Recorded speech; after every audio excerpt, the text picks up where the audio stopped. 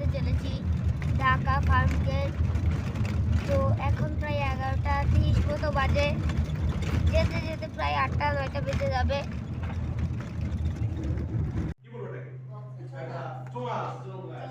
এর মধ্যে পরীক্ষা দেখা যাচ্ছে কিছুই নাই।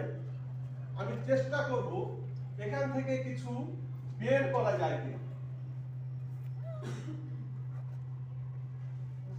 দেখি আমার সেই জাদুর কাঠিটা কোথায়।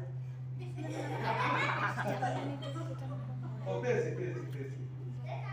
জাদু বাবা, আমাকে আমার সম্মানটা রক্ষা করি বাবা। আমি আবারও দেখাতে চাই এর মধ্যে কি পাওয়া যায় কিনা। একটু চেষ্টা করি।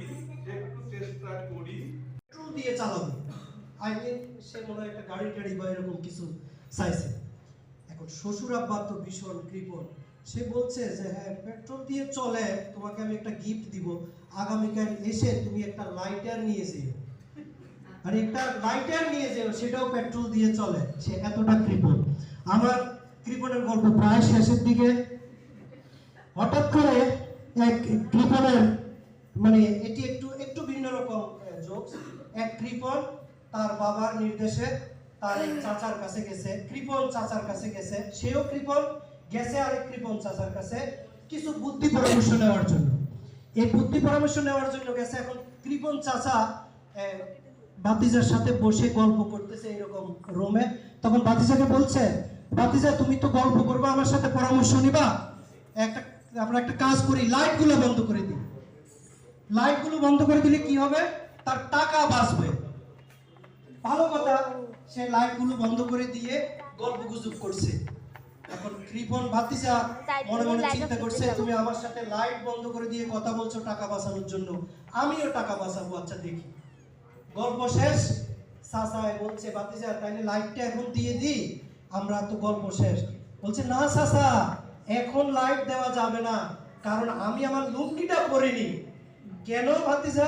কই আমার লুঙ্গিটা যে এতক্ষণ যদি আমি পরতাম তাহলে আমার লুঙ্গিটা ক্ষয় হইতো।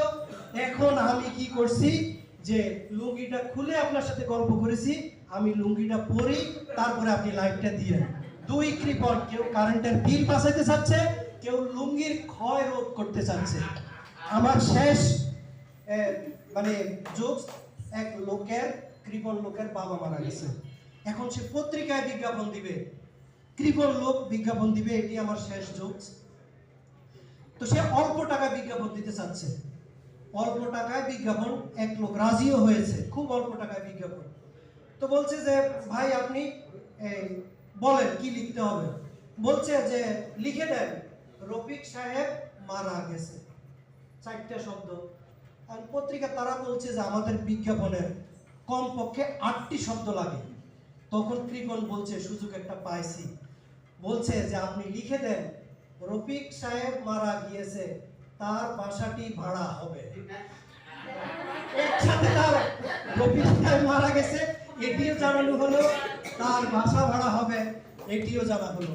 আমার বক্তব্যে, আমার এই আনন্দে যদি কেউ কষ্ট পেয়ে থাকেন আমি দুঃখ প্রকাশ করছি।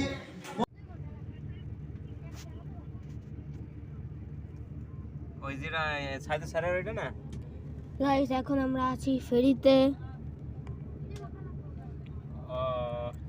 এখন ফেরিতে উঠে ওই পার দেখা যাচ্ছে, যেবার থেকে উঠলাম ওই পারটাও দেখা যাচ্ছে।